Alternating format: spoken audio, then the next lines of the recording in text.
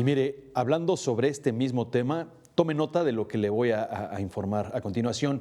Mire, los migrantes capitalinos que se encuentran en Estados Unidos o quienes tienen familiares del otro lado de la frontera cuentan con el apoyo del gobierno de la Ciudad de México a través de una aplicación para teléfonos móviles. Sí, se llama CDMX Contigo, ahí lo tiene justamente en su pantalla.